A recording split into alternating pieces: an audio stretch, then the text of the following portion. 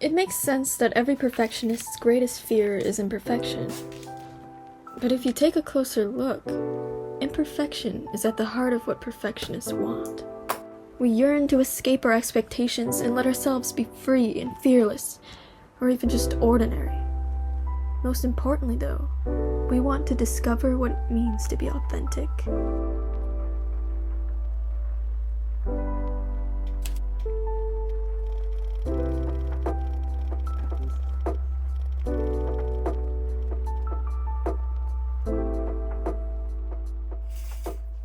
Back in 2020, when I was bored in quarantine, I was like, yo, I'm gonna be a YouTuber.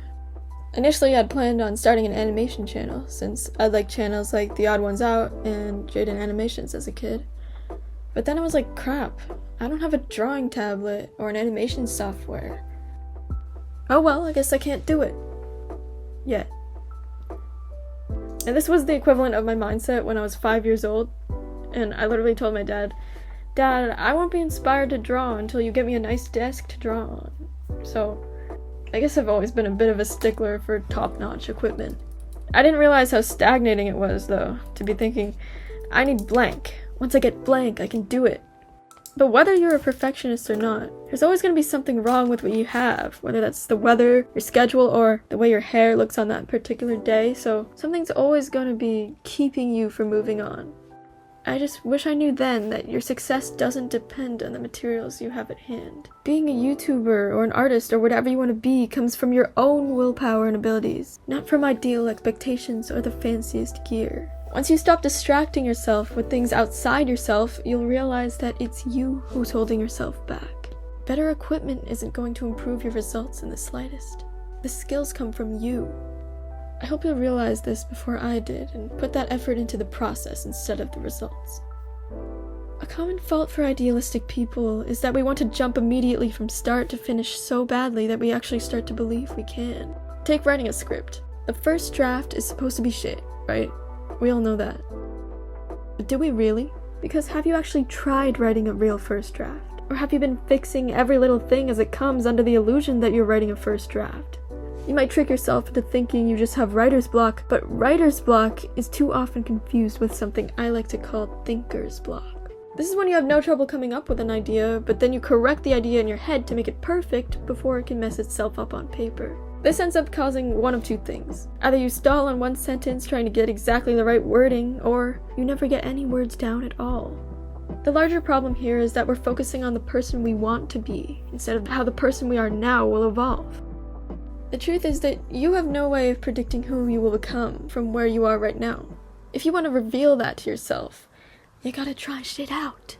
For example, instead of deciding what I wanted my channel to be about right off the bat, I should have actually tried animating with my phone. That way I could have branched out so much faster to discover what makes me feel the most like me.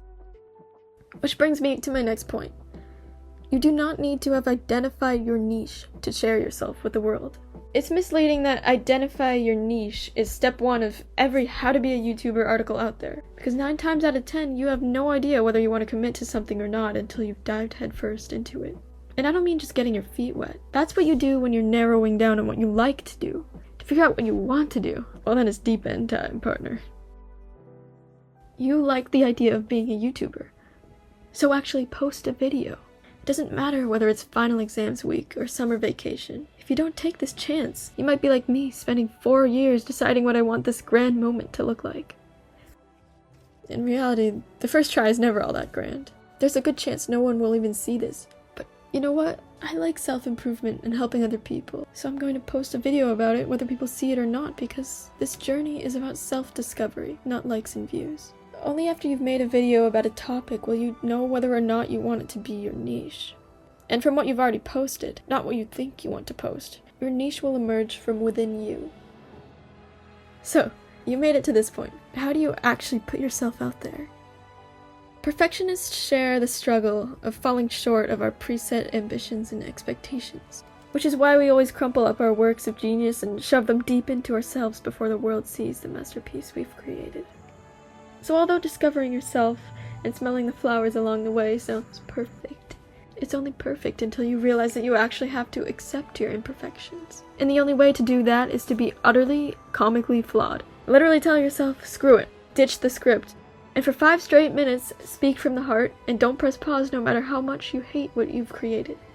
Go on and shoot some clips just for the hell of it, and throw it on CapCut, and instead of laughing at the person on the screen, laugh with them. This is the moment when you do what you've wanted to do all your life. Press upload. With that one press of a button, you will have won the first of many battles with perfectionism. You will look at the side of yourself that you present daily, and then the side that you hate, and then you will realize that you are looking at the same undivided person.